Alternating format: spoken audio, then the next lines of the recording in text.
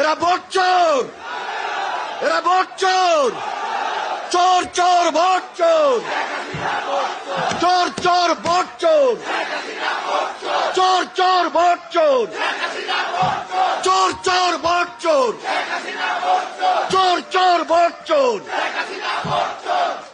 খালেদা জিয়ার যদি কিছু হয়, খালেদা জিয়ার যদি কিছু হয়, খালেদা জিয়ার কিছু হলে, খালেদা জিয়ার কিছু হলে, খালেদা জিয়ার কিছু হলে, খালেদা জিয়ার সংগ্রাম, খালেদা জিয়ার সংগ্রাম, তারেক রহমানের সংগ্রাম, তারেক রহমানের সংগ্রাম। তারেক রহমান বিদেশে বসে আমাদেরকে হাসিনার বিরুদ্ধে, ভোট ডাকাতের বিরুদ্ধে, ভোট চোরের বিরুদ্ধে কি ঐক্যবদ্ধ করে নাই?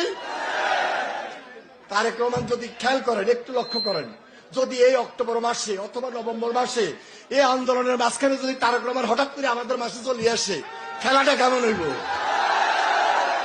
হ্যাঁ, এখানে হাসিনার ভয়, হাসিনা জিয়া পরিবারকে ভয় পায়, হাসিনা খালেদা জিয়াকে ভয় পায়, জিয়ার রাজনীতিকে ভয় পায়, তারেক রহমানকে ভয় পায়, তারেক রহমানের রাজনীতিকে ভয় পায়। ভয় পায় বলেই আজকে হাসিনা আমার প্রাণপ্রিয় নেত্রী, যিনি মুক্তিযুদ্ধ চলাকালীন সময়ে বন্দী ছিলেন, যিনি মাদার অব ডেমোক্রেসি, যিনি এই বাংলাদেশে সংসদীয় গণতন্ত্র প্রতিষ্ঠা করেছেন, গণতন্ত্রের পুনঃপ্রতিষ্ঠা করেছেন,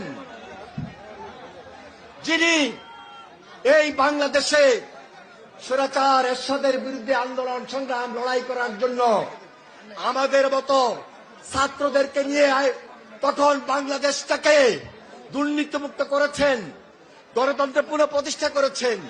আজকে আমার নেত্রী বেগম খালেদা জিয়া, এই খালেদা জিয়াকে মিথ্যা সাজা দিয়েছে, অবরুদ্ধ করে রেখেছে, আমার নেত্রীকে মৃত্যুর মুখে ঠেলে দিয়েছে। আমার নেত্রী যদি আজকে মৃত্যুবরণ করে, হাসিনা তোমার কারণে, তোমার ক্ষমা বাংলাদেশের মাটিতে।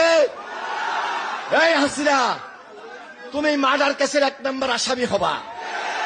বাংলাদেশের লক্ষ লক্ষ কোটি কোটি মানুষ আমরা সেখানে সাক্ষী দিব। তাই বলছি, এখনো সময় আছে, বেগম খালেদা জিয়াকে বিদেশে যাওয়ার সুযোগ তৈরি করে দাও। আমি আর বেশি বক্তব্য রাখবো না, মহাসচিব আসতেছে, মাঠ কিন্তু আরো গরম হইব। আর চিটাং যাইতেছি, চিটাঙে কিন্তু আরো গরম হইব।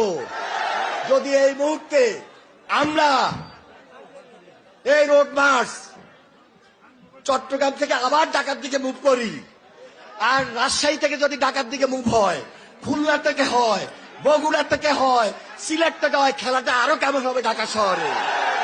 হাসিনা পালানোর পথ পাবে না।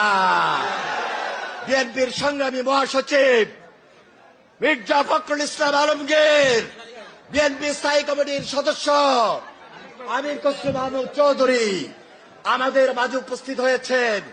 তারা কিছুক্ষণের মধ্যেই আপনাদের সামনে বক্তব্য রাখবেন। আমি আমার বক্তব্য শেষ করছি। খোদা হাফেজ।